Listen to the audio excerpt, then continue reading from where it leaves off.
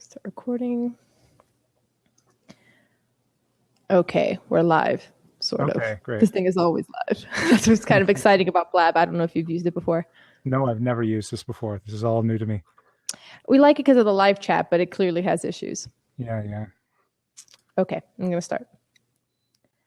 Hello, and welcome to the Literary Roadhouse Book Club. Today we're discussing Tram 83 by Fiston Mwanza Mujila. I'm Anais. Our guest today is John McCoy, the host of the Sophomore Lit podcast, where he discusses your 10th grading list. Hi, John. Hi, Concepcion. It's good to be here. Yeah, it's great to have you here. Listeners probably have seen somewhere in the Literary Roadhouse network that I was on John's show last month discussing The Little Prince, and that was a lot of fun. Yeah, and this is a great chance for me to read some new fiction. I on my podcast I read a lot of really old stuff, so I'm happy to read some new fiction, and I'm very happy to read some new African fiction because, like most Americans, I have a terrible tunnel vision when it comes to the literary world. Yeah. And I never read old stuff, so it was exciting I had never read The Little Prince, so that was exciting. So if you want to hear our discussion of The Little Prince or any of his other podcast episodes, go to theincomparable.com/sophomore-lit, and the link is in the show notes as well. So Gerald is on vacation. Maya couldn't join us, but we are forging ahead with Tram 83. John, we always start at top level. How did you feel about this book overall? Well, I was a bit confused by this book, to be honest. I wasn't quite sure what I was expecting, but it's a highly impressionistic book, I guess I would call it. It's in some cases it feels like the plot is paper thin, but that doesn't mean that it isn't quite emotionally affecting. It's a book that plays with words a lot, and I'm sure we'll get into this with the style. And after being disoriented at first, I kind of settled down and started to like it a lot. I started to think a lot about where I had read books like this before and the feeling that I had of books like this before. Once you settle into the rhythms of this book, it goes pretty quickly. Yeah, I had a similar experience. I felt disoriented at first, but it was sort of like a game. It was a very sort of cerebral exercise in the beginning just to figure out what he's doing. But then, of course, he changes it throughout the book. He changes the voice throughout the book. And I think because the style is sort of so unique and fresh and brilliant in places, we could spend a whole hour talking about that, which is why I want to jump ahead with the other stuff so then we can just run the clock on language. So just overall, what is the book about? The themes, what did you take away from it?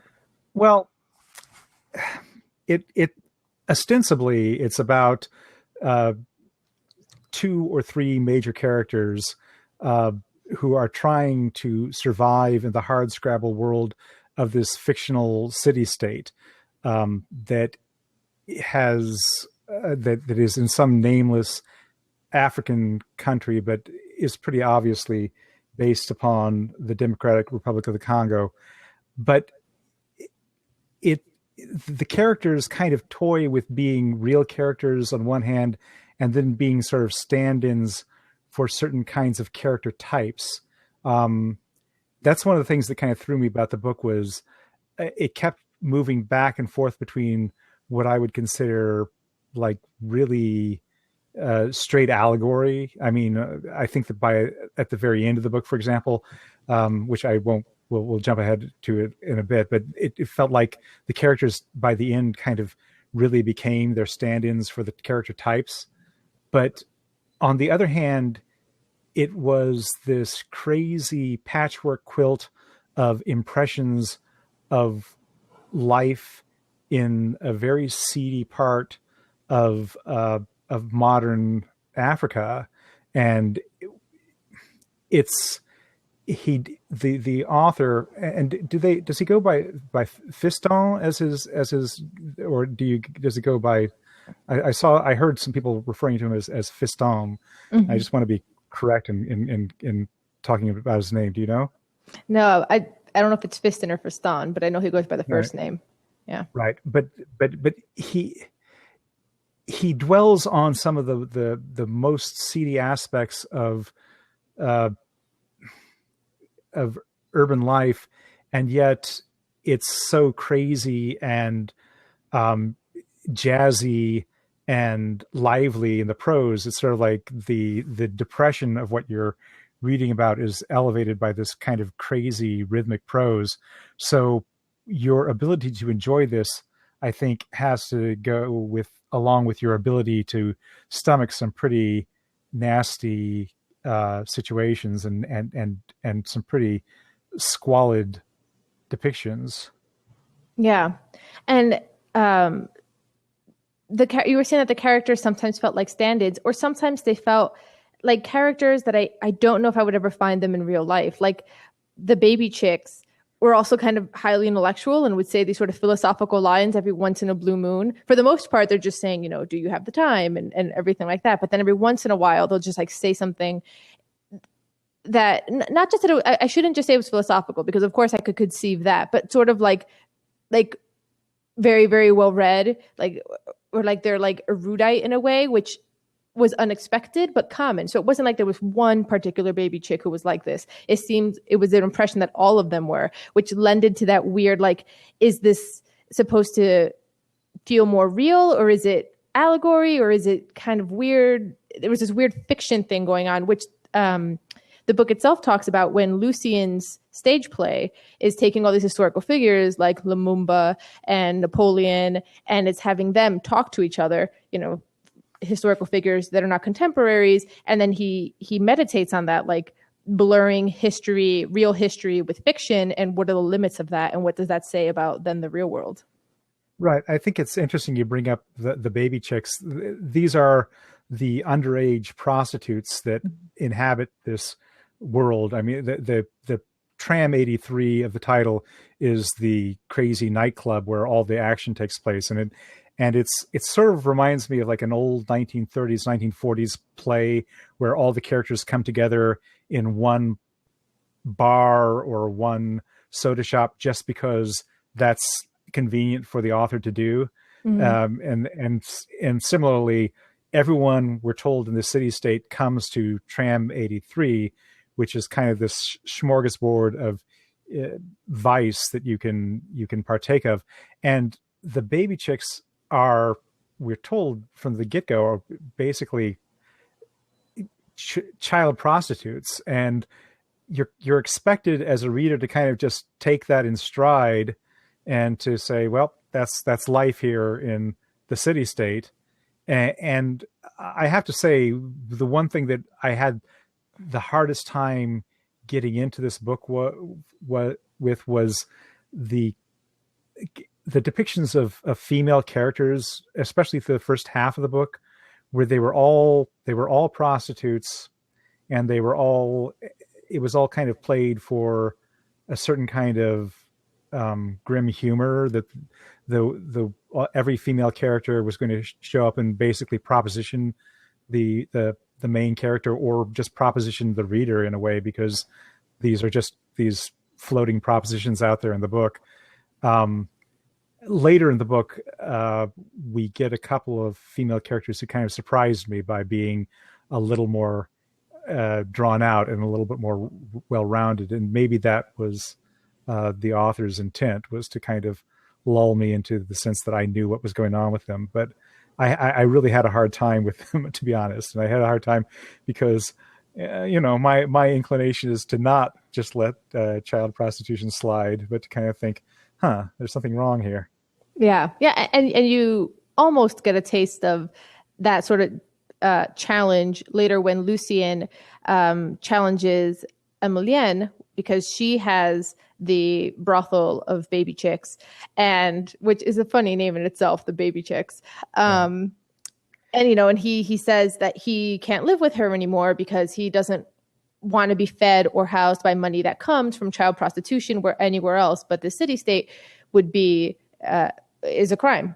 And even though he challenges that, then you get Emilienne's point of view, which is very grim and fatalistic. There was a lot of fatalism throughout the book as well, which was a little bit like, you're right, this is horrible, but what other options do they have? Right. Which of course doesn't convince me. And I don't think it's supposed to convince the reader, like, well, in that case, I don't think you're supposed to walk away from it saying, well, then it's okay. But there's this sense of despair. Like, I thought it was interesting how there was tourists, but the tourists were really expats who've been there for generations. But it's still very fitting to call them tourists because they could leave at any time with the wealth that they have plundered, and the locals cannot. And they're stuck in this fate, which he describes really well. I actually want to find it and read it because he says this early on in chapter 5, but you really don't see it until Emilienne expresses it when she's talking about the baby chicks. But it's... Yeah, one thing about this whole baby chick name, I was reading some reviews of this book, and apparently the French word is actually more like duckling. But they chose. I suppose the translator chose baby chick because chick has the connotation in English of being a young woman. But it's funny how Emilienne, when she's introduced, she's just introduced as one of the many names that are propositioning Lucien, who is one of the main characters of the book, the sort of the intellectual writer figure of the book. And he comes to Tram 83 and he's surrounded by these people propositioning him. And that becomes this constant refrain over and over again. Some of them underage prostitutes, some of them, they call them the ageless women who are older prostitutes. And Emilienne is just one other voice. And then about 4 or 5 chapters later, Lucien is walking home with her. And I honestly had to stop, look back in my book and say, did I miss a scene here where it's been established that Emilienne is a main character? Where did this name come from? And this is where, if you read this in a Kindle, it's very helpful because you can search for the name and you say, no, she was just introduced as a voice and now she's a character. And that's a lot of the way I feel that this book operated. We the other main character of the book, Requiem, who is the racketeering, profiteering con man who may or may not be Lucien's friend, may or may not be his enemy, but is putting him up with a place to live while he's in town. At one point, the author just suddenly says he's called the Negus, and then for the rest of the book we have to remember that's the case, because sometimes he'll be referred to it as that, or he'll be referred to the Negus, which I had to look up and is apparently an Ethiopian word for king. It also refers to a kind of an alcoholic drink, but the book kind of expects you to keep up a lot. Yeah, I would say it was a slow read for me because there was many places where I was like, did I miss something? I didn't know what the story question was, just the basics of like when you're doing a log line and the log line is supposed to tell you about the book, like a protag is doing a thing. I had no idea what the thing that the protag is doing is until towards the end of the book, Malingue is like, I published the play. I was like, oh, that was a real thing. Like this was a real goal. Like I had no idea that publishing the play was a real pursuit of the book or Lucien even. Right. It was disorienting in that way. Well, one of the things that happens is these characters just kind of show up out of nowhere at the beginning of the book. And then you kind of get used to the idea that you're never going to have any explanation for what they are or what they're doing there. And then maybe halfway through the book or 2/3 of the way of the book, we suddenly get treated to a flashback that explains something about their background or their or their conflict with another character.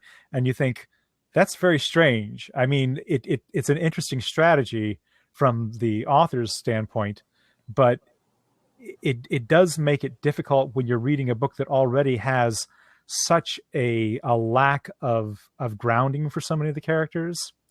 I mean, I don't want to get into too much into style at this point because I know you want to hold off on that.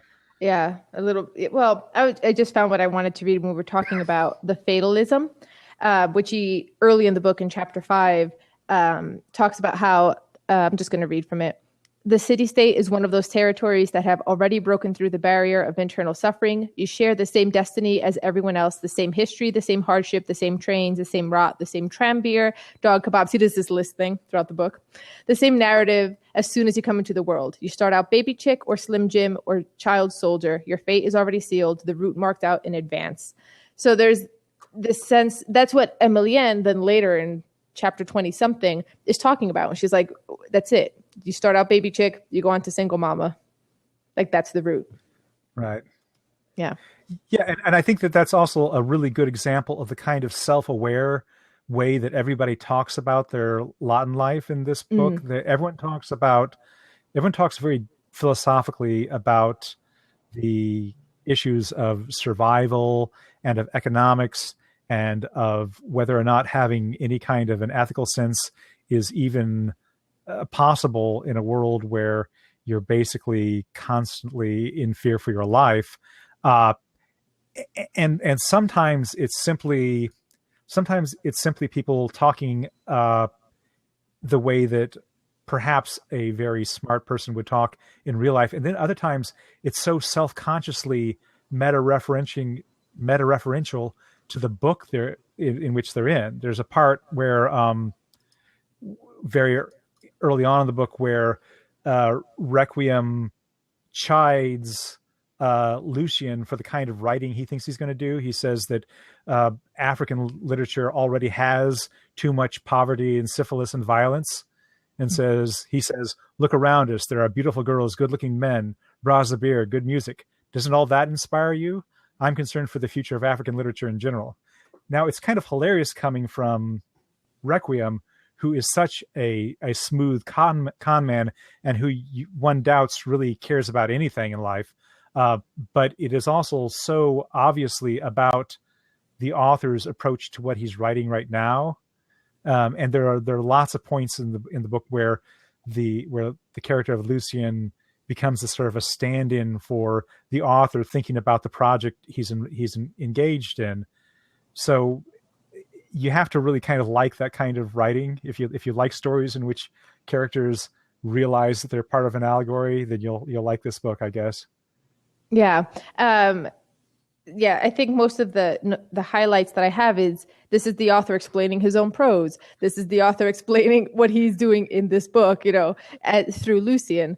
So if you're confused, all you have to do is just pay attention to whenever Lucian talks about himself or whenever the narration deprecates Lucian. Like when in the beginning, he doesn't do it as much, but in like the second half of the book, it's constantly just like, oh, Lucian, you suck, basically. Like you're a loser. That's a really hilarious thing about the narrative voice is the narrative voice is sort of a character throughout the entire book, but it becomes explicitly a character somewhere about 2/3 of the way through the book, where the narrative voice suddenly starts using we. Yes. It up till now it's all been in third person, and suddenly now it's in first person plural, and as you mentioned, the narrator deprecates his characters and you wonder at that point who this narrator is supposed to be, because he's reporting on the events as though he were there in the room. Mm-hmm. Exactly. There did come a point where I'm like, who is this narrator? In the beginning, it was just sort of the narrator of the third person, that, omniscient voice. And then it moved on, and it was funny because I was going to say it sort of got in the way, and I'm not a person who really cares too much when you can see the author. There's some people who hate when the author gets in the way, and I really don't. And this is also a book where the author gets in the way from the first sentence. So by the time you get to we, if you've gotten that far, you'll be fine with the we, is what I'm saying. But I did notice that shift. And there's also a shift in tone. We're going into the prose because the prose is so distracting. We can't talk about anything else. But there were places where the room or the tram was described like stage directions. Chinese tourists back left, Eastern European tourists to the right, and then enter through here. And then other places where it's like longer, flowier sentences. Other places where it's choppier. After when Emilienne starts crying because Lucian leaves, suddenly I'm like, are we in her point of view? We're still saying we, but it's clearly her opinion of Lucian right now coming through. so it was very sort of fluid. And I feel like at any point in time that we could be any character and you had to pay really close attention. It's like if the prose is jazz, who's doing the solo right now is what you're trying to figure out. Like who just took over. Right. Yeah. The other thing that happens throughout the book are the narrator will suddenly launch into these 2 or 3 page long sentences, which are basically lists. Mm-hmm. There's at the very beginning, there's a list of all the different kinds of people we're going to run into at Tram 83. Then later, when the narrator focuses on Requiem, we're treated to a list of all the aliases he goes by, and it just goes on and on and on. And it at this point, I was thinking that this reminded me of there was a movement in mid-century French literature called the Nouveau Roman, which was trying to, probably the most famous author, and is Marguerite Duras. She's the only one I've read but I know of it that the idea was to sublimate plot and characters, and instead focus on things and objects and creating a world of things. And this reminded me very much of that, except that if you read a lot of mid-century French literature, it all seems very disaffected to me. And this is not disaffected at all. This is extremely, the narrative voice sounds almost joyful in the way that it enumerates all the squalor around it and all the happenings around it. It's kind of crazy, kind of manic in a way. Yeah. And since you mentioned the list, the very first time there was one of those massive lists, I was really excited by it. But I think that was one of the shticks that then got old. By the time I got to the 4th list, I'm like, yes, you can do this and you can do this well. Like there were places where, so there was the list, and the other thing he would do was in the middle of an actually grammatically correct sentence, he would break off in a subordinate clause and then do dialogue from like Baby Chicks and Single Mamas randomly, and then come right back into the sentence. And he did that in many places. And it was something where I felt like the first few times I saw it done, I was really impressed by it and I thought it was brilliant. And then after a while, it's like, I just want the story. Like it became so much work to just get through that I was like, I almost wonder if doing something like that works better in a shorter story, because throughout a whole novel, it's just exhausting as a reader. Yeah, it's funny because, excuse me, at every point in the book, it seemed to me like it was settling down into something resembling a plot where something was happening, like when Requiem takes Lucien with him to retrieve his contraband from one of the mines, and Lucien gets arrested. You think, oh, this is actually, suddenly there's like a lot of story here. And then it suddenly confounds you by like, that whole segment has no ending. It's just, we're told that Lucien was sprung from jail by Emilienne. We're not told how, or we're not treated to a scene of that. We're treated to the aftermath of that, where people are emasculating him for having been saved by a woman. But it's so kind of crazy, because it's sort of like there's these little episodes, and you think, oh, Lucien is really, really screwed. You think this is really bad for him, and then he pops out of it. And similarly at the end of the book, you think that they've gotten themselves into a really crazy mess, and the book kind of ends with them running off into the sunset. Yeah.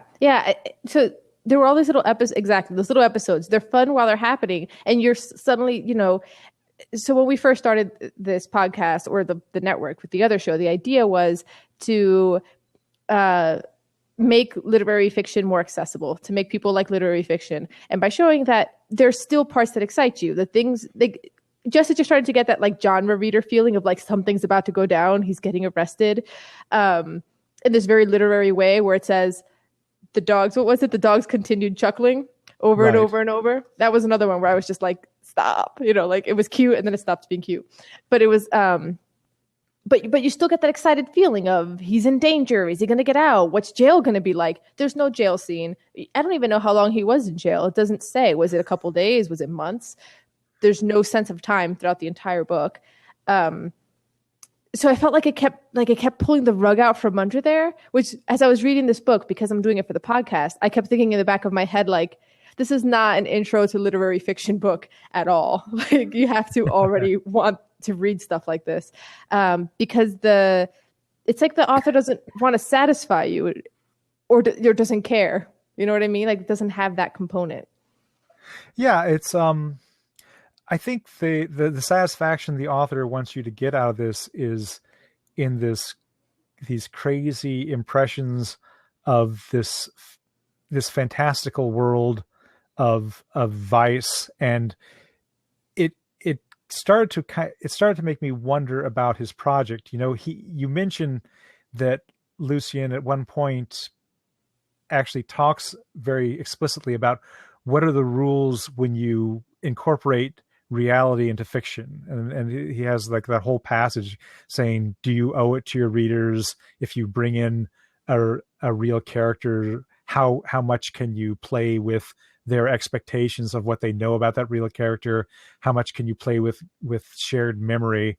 And one of the things that I started to wonder about with this story was, to the extent that this is supposed to be a satire or a caricature of contemporary Congolese urban living, I don't know how seriously I'm supposed to take any of this, you know, or whether this is in the end some version of sort of an American gangster film where everything is heightened and ridiculous, but you don't really have any belief that this has anything to do with the way that real organized crime works. I don't know, because there's a few places. So now we're getting into, it'd be a disservice if we didn't talk about the theme of sort of plunder through development, colonialism, corruption, all of those factors that are woven throughout the book. So the book's very distracting in how bombastic it is and all of the debauchery, but that is woven throughout. And I think on some level, you are supposed to take that aspect of it seriously, because there's one, I'm going to find it. There's one section where he talks about how literature shapes history. Right. And you can almost feel like the author saying, like, I want to be a part of that canon, right? Like, at least that's the sense that I got. It's here. It's this is Malingue, the publisher. Oh no, it's Lucian. So it's even more the author's desire. I trained as a historian, I think, unless I am mistaken, that literature deserves pride of place in the shaping of history. It is by way of literature that I can reestablish the truth. I intend to piece together the memory of a country that exists only on paper. So I feel like a bit of that must be going on here. The idea of, through literature, reestablishing the truth, owning the truth about, in this case, the Congo and what happened there. Right. But in a very difficult way. Like, if that's what you're going to do, you know, it is impressionistic, and the truth that you're going to get out of this definitely depends on where you're coming at it from, as an American, as a European, or as, you know, somebody who grew up in that environment. Right. Yeah. I mean, the other thing that I would say is I really have to, I hope it's not out of turn to talk here about the ending, but the thing that's so strange to me about this book is it keeps setting up very high stakes for the characters. You know, these characters, Lucien, we're told when he is taken by this unknown, unnamed, either police or military force that is serving the local police. They say that they do the worst to him that anyone can do, and I assume that means that they rape him. But but the author doesn't say. And so again, we're very concerned about Lucien's well-being and his survival here, but then that all kind of goes away when he's sprung from jail for no reason that the reader can discern. And similarly, at the end of the book, they've placed these very high stakes where, one after another, each of the main characters has brought down the wrath of the military general who runs the city-state. I mean, you can't I don't think it can be any worse situation than that. And they're hiding out with some Chinese expatriates who keep telling them that they're on the verge of turning them over for the bounty money, and then they just kind of run out of town. And that last sequence of them going out of town and of them, and we're told there's jazz music playing.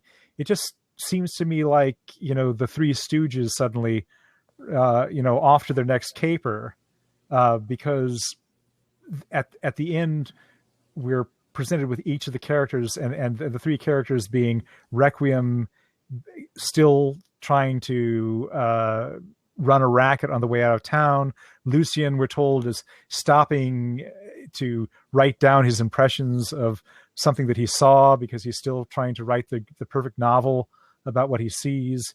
And the publisher is just like this crazy, ineffective character. And at the end of the book, I was thinking to myself, I guess they're supposed to sort of stand in for certain types of people that have an interest in modern Congolese literature. You've got the author, you've got the well-meaning European publisher who wants to do something artistic with this, and then you've got the guy on the street who has no particular allegiance to the traditions of art or literature, but who in some way knows the reality better than these other two people do. But it's an odd note to end on, where once again I'm kind of pulled out of any sense of caring about the characters as characters, and instead thinking about them for what they mean. Yeah, if that makes sense. Yeah, no, especially that last scene as you're talking about, it's cartoonish in its proportions. Especially it's like, oh, they leave because it's Christmas Eve. Like there isn't any, like, it's almost like a magic wand. Like, and how did they sneak out of, the Chinatown? They just did. And that part actually kind of made me think of G.K. Chesterton's The Man Who Was Thursday, which has that kind of like cartoonish thing where it's just like, oh, I'm just going to bust out of here. And that's just because it is. But that doesn't mean that the underlying themes of the story aren't meant to affect the real world. It's almost like these characters are yeah, like you said, like they're stand-ins for things. Especially the publisher was the most obvious stand-in, because the author takes cheap shots at publishers in general when he's like, oh, you have 20 characters, that's too many, cut it down to 10, cut it down to 2, no, never mind, 20 again. And all the rewrites, and he can't decide on what he wants. And then he says, okay, this is taking place in Africa, but Africa is no longer exotic, put it in Colombia. The way that he's like making fun of the publisher, and you get no sense for the publisher's personality. It doesn't really matter. Yeah, it's an interesting commentary on where Fiston finds himself, I'm sure, in that he's certainly gotten a lot of celebration for this novel, and that the renown he gets is from the European literary sector. And so he's very it's funny to hear him full of anxieties over what that means. He's I think very aware of the fact that excuse me, that the publishers who publish his work do it in part because there's something novel about publishing a work from contemporary Africa to European readers, and it's playing with that. But there's only so much of that you want to think about as a reader. It starts to kind of wear down on me after a while. I think that Melville did a similar thing in the novel Pierre, where he couldn't find a publisher for his book for many years, so he actually put in the book a long passage that was a parody of American publishing houses at the time, and it's seen by a lot of modern readers as very kind of bitter and sort of interrupting the flow of that novel. And I felt similarly about this book, that in some ways, whenever I felt myself snapped out of the characters and into the world, the kind of the headier world of what is this book and how did it get in my hands, and what does it mean for me as an American to be reading a book by Congolese writer who's publishing in Austria but writing in French. I don't know. Yeah. I think those sections weren't as distracting for me. Maybe I feel like I've seen it in other books as well. Or there was a few short stories we discussed on the other podcast where the same thing happened, where there was just like some criticism about editors or publishers. So I think I've been groomed to be like, that's just a thing authors do, grumble about the industry in their work. And also show that anxiety. I think the part where he talks about how Africa's no longer exotic, go to Colombia. There must be some anxiety about that. Like, once you miss this boat, like knowing that you're in a niche, like you're never going to miss the boat on like white French literature, for example, if you're a European author publishing in Austria.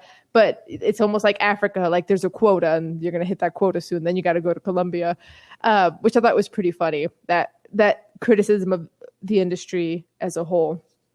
But I talking also about the author struggle, there was also a lot about how the idea that Lucien had to resist pleasures of the body in order to be a good writer, that he had to suffer or struggle to find his craft, even though, again, I had no idea he was actually really working on this until it was published, because every time it comes down to him alone, he's napping, he's having nightmares, he's drifting about. So it was just sort of funny to me that all of a sudden it just says, yeah, he got published. But there was a lot of sections where there's two sections where he's criticizing his own prose that I felt a lot of writers could probably, I know I did, empathize with, where you feel like everything's getting away from you. You hate everything that you write. There was that aspect of it. And then there was the criticisms that you said, like Requiem, who understands everything better than the writer or the publisher, who has, and he doesn't say it out loud, but it's an internal moment where he doesn't understand how Lucien could write about the city-state if he's sleepwalking. He's not really paying attention to what's going on around him. So there's this sort of struggle between Lucien, who thinks like he really is taking the writer's journey, struggling to witness everything and write it down, and then Requiem's critique of that, like, no, you're not, because you're refusing to engage in this as a local or somebody who lives here. I think it's interesting what you said about Lucien's trying to remain pure, and particularly trying to remain sexually pure, because one of the things that also bothered me a lot about this book was when we first are introduced to Tram 83 and we're given this long list of all the characters who come to Tram 83, there's a lot of sort of moralizing and tisking around sexual proclivities and upon sexual trafficking. And I of course am very against anything having to do with human trafficking, but the book also kind of lumps that together with people who may have different orientations, or people who might have different ways of expressing themselves sexually. And it lumps all these things together in a way that it feels as though the authorial voice expects the reader to be surprised or shocked by what is being discussed. And later in the book, as you mentioned, when Lucien has to go to Emilienne because he can't pay the rent once Requiem leaves him in the lurch, he goes to Emilienne and he becomes very distraught over the fact that he's basically living off of the profits of prostitution. And Emilienne says, how you can take that point of view as an intellectual, but how are people actually supposed to survive? And the thing that I never quite got the sense of was how the author felt about these things too, because the author has such a kind of an arm's length approach to sexuality in this book, even though it's ostensibly about a nightclub in which all manner of prostitution is taking place. And I don't know. It may be, once again, that Fiston is being a little bit self-reflective about the way in which, when you intellectualize and you try to remain an observer, you may never fully understand things. But but on the other hand, is the other alternative to be a Requiem, to be someone who just gets in up to his armpits into all the squalor in the world, and obviously he has no ethics whatsoever.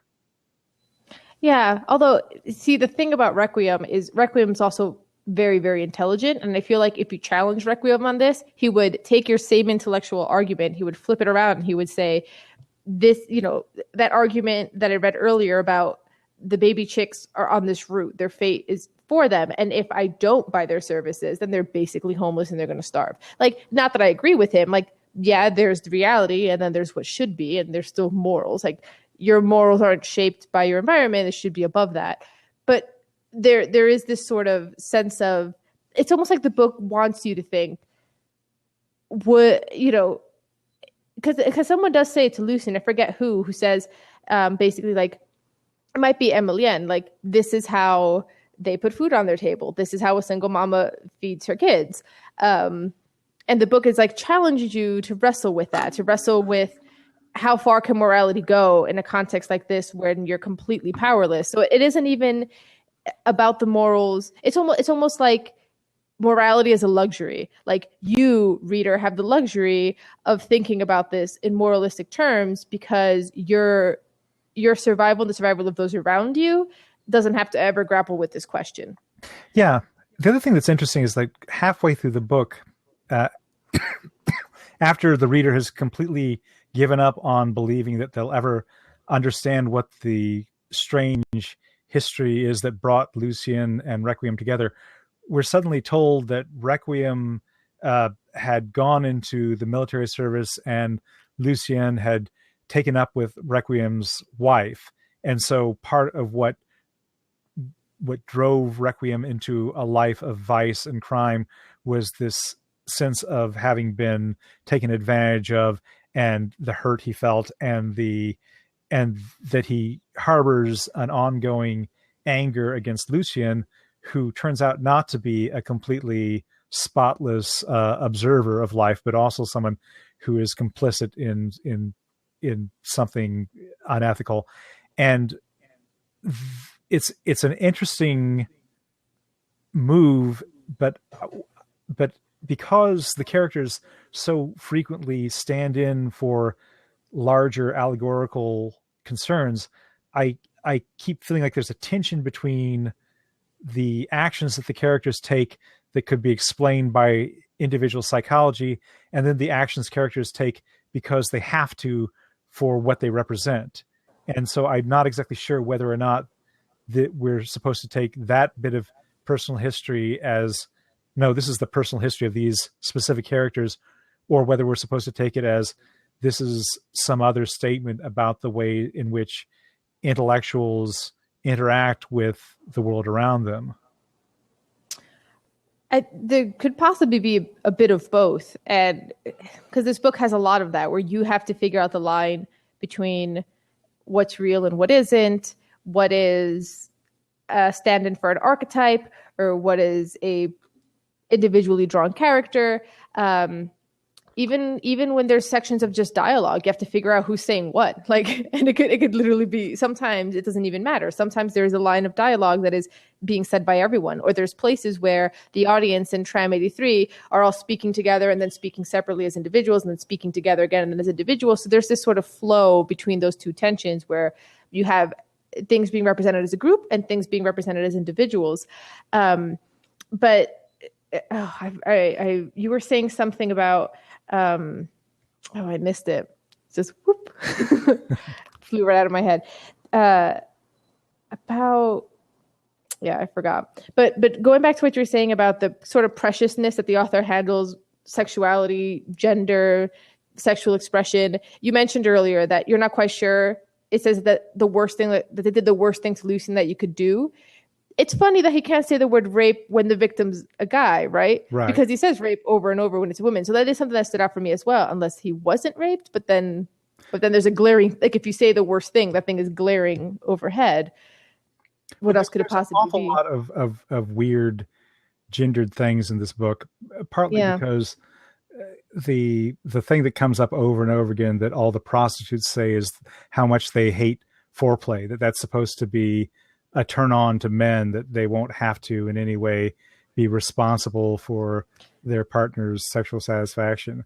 And I don't know to what extent that is supposed to be read as a kind of a sad reality of their lives, or whether that's part of some sexual code of gender relations that is in the Congo that I am not privy to. I don't. That's the sort of thing that, as an outsider, I stand outside and I wonder: would a reader within this society it's being written about find that as distasteful as I find that distasteful?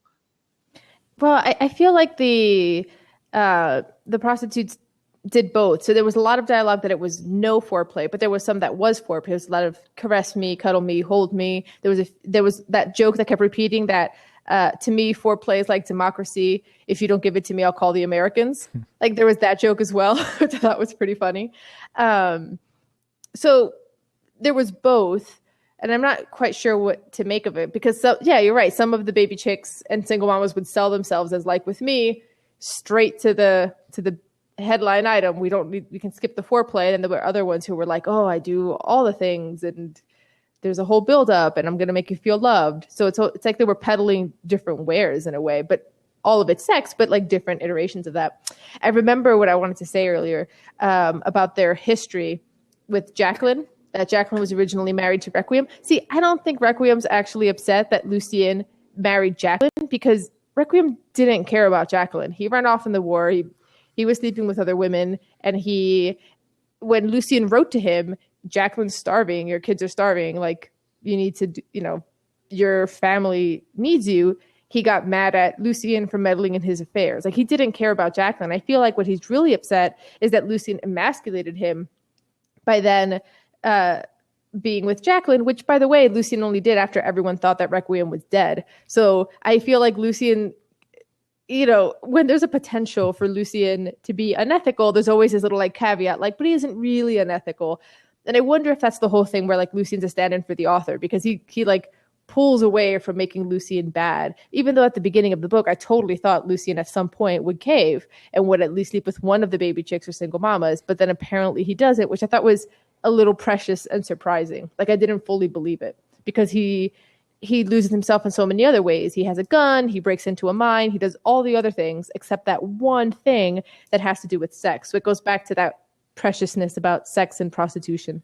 Right, but it is interesting to ask in the end who comes out ahead at the end of this book, because I read a review somewhere that ended on the tagline, so does Requiem get his comeuppance, or does Lucien have his success? I'm thinking to myself, well, nothing actually happens by the end of this book. It just kind of ends with again with them run out of town and on to the next thing. And it's a little funny that we're presented with, in an allegorical sense, a clash between intellectualism on the one hand and sort of cynicism and street smarts on the other, and neither actually comes out ahead in the end.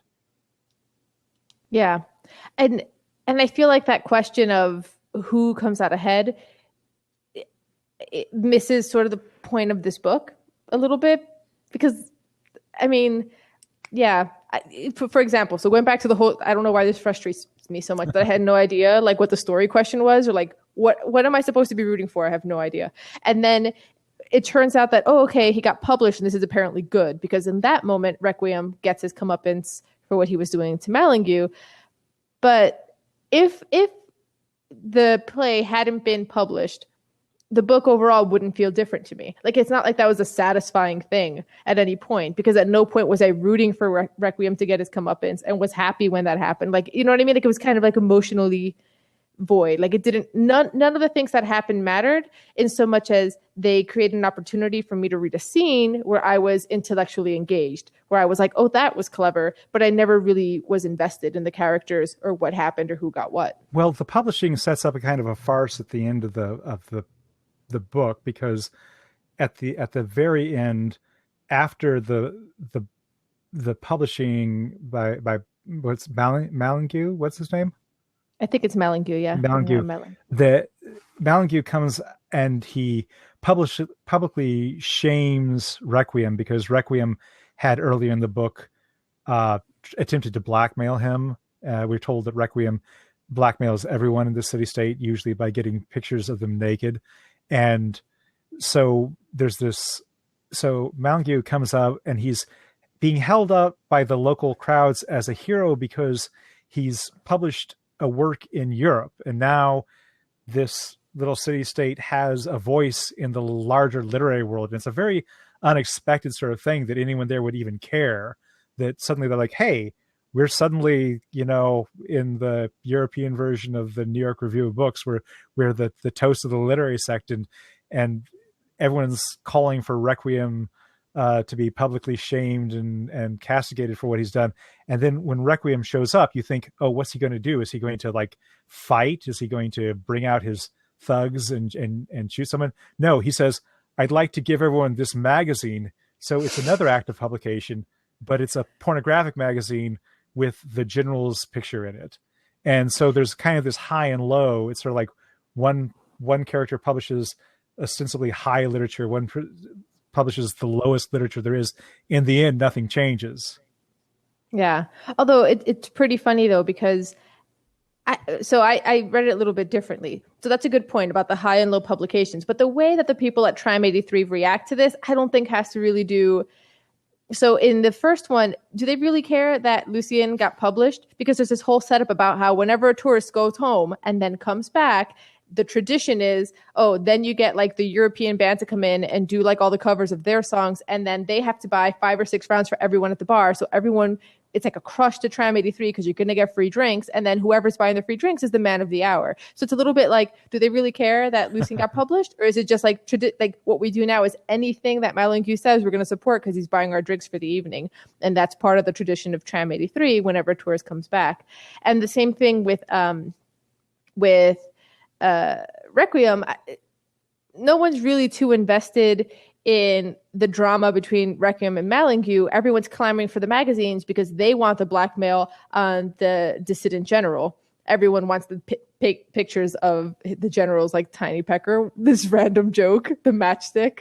Okay. And in that chaos, like I said, like, because no one's paying attention to Malingue or Requiem, nobody cares about their drama. Randomly, Requiem stabs Malingue in the thigh, and it's just like one line, and then they're in Chinatown together and they're friends. Right. Yeah.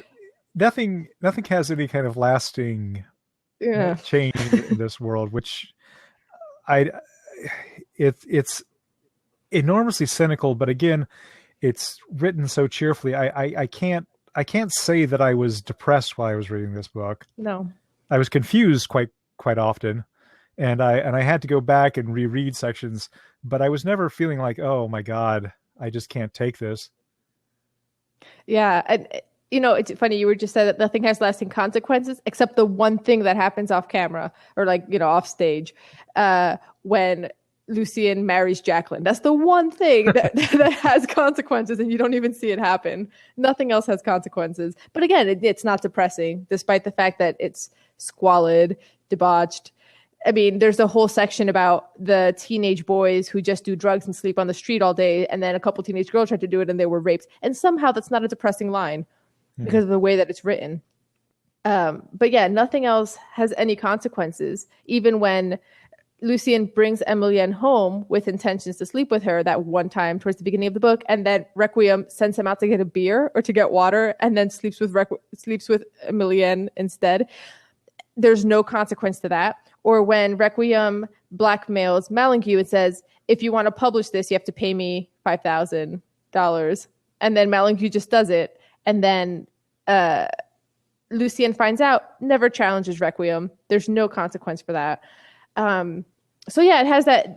I think that's what I was trying to get at earlier, is anytime he's starting to set up something that feels like plot, because there's no resolution to any of those elements, it doesn't ever really feel like the story is being satisfied, which is okay because it's not really about that. But yeah, that's the biggest the biggest recommendation you could give for this book. If you if you want your expectations to be thwarted, read Tram 83. Read this. Yeah. If you want to be confused at all times and engage in a game with the author where you're like, is this what you're trying to say? Because I'm not sure. Actually, it's funny because the sections where it actually was, I guess you could say like more traditional prose, like there were, I would notice them. Like I remember like there were sections where I would say, wow, I just read 3 pages without one time somebody saying, do you have the time? Or it doing the whole like the station that was built on the stone ... you know, or in the light with in the minarets with the fatwas. Like he had those phrases that he kept repeating, and sometimes he would spell out completely, and then sometimes he would just put the ellipses. Right. Whenever that didn't happen for a few pages, I was blown away. Right. We've gotten to towards the end of the podcast, and we haven't even mentioned that each chapter opens with this kind of weird, almost biblical narrative written in all caps that sets the scene. And that's just another stylistic tick throughout the book, you know. I'm laughing because you're right. Like we haven't mentioned this at all because it's actually one of the least weird things about the book. In any other book, it would be absolutely bizarre. But especially because sometimes it's just a line from the chapter itself.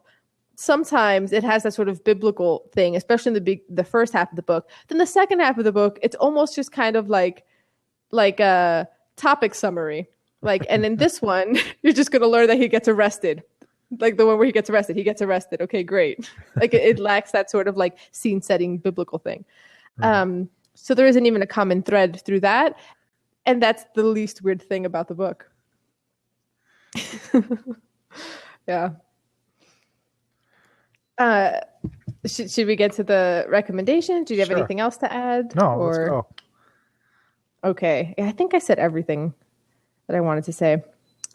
Okay. So what's your final verdict on the book, and who would you recommend it to?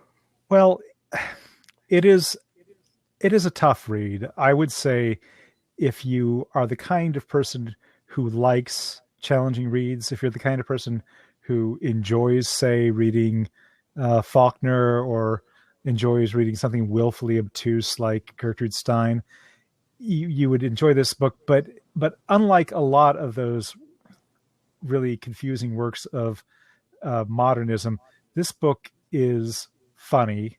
It has a light hand, and so even if you're confused, you will be amused as you're reading it. And I would say to anyone who reads it, don't worry if you're lost, because that's kind of, I think, the author's point in many cases. I certainly wanted to read more about the Congo after I read this. I thought, wow, this is a whole world I know nothing about, and I would like to read other contemporary authors. So, and it's not that long. So, yeah, I would say if you're a reader and you like reading challenging works, and you especially have a taste for reading about people and places that you might not be familiar with, I would really recommend it. If you're the kind of person who needs a plot and who needs to know what's going on at all times, I'd say stay away from it.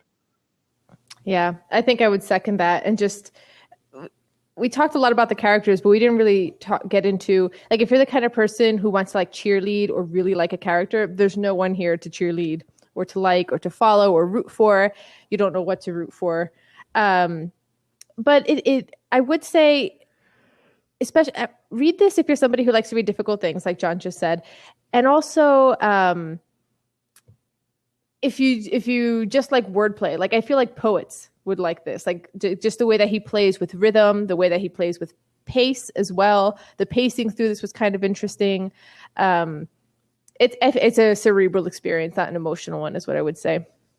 So consider that when you buy it or don't buy it. But I would say this, I don't regret reading it. No, not at all. It was a great time reading it, and a great time, especially talking about it. It's the sort of book that if you have a friend who will read it with you, you will have a great time talking about it.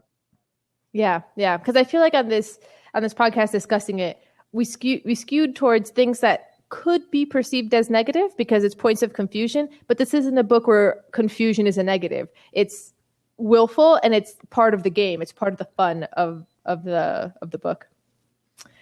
Okay, so next month, we're reading God Help the Child by Toni Morrison, and our guest will be Loveland Beddison. Listeners who also download our weekly short story podcast will remember Loveland appeared on that show as well to discuss Zadie Smith. As you read God Help the Child, let us know your thoughts on Twitter with the hashtag LRH Book Club, or leave comments on our Facebook or our website, literaryroadhouse.com. By the way, do you have the time? Because if you do, please leave a review on iTunes. It helps us tremendously. Also, we don't have access to the Hope Mine, but we do have expenses. And if you love what we do as much as we love doing it, please support us on Patreon by visiting patreon.com/Literary Roadhouse. Every little bit helps. John, thanks again for coming on. Thanks for having me. It was a lot of fun. Bye. Bye.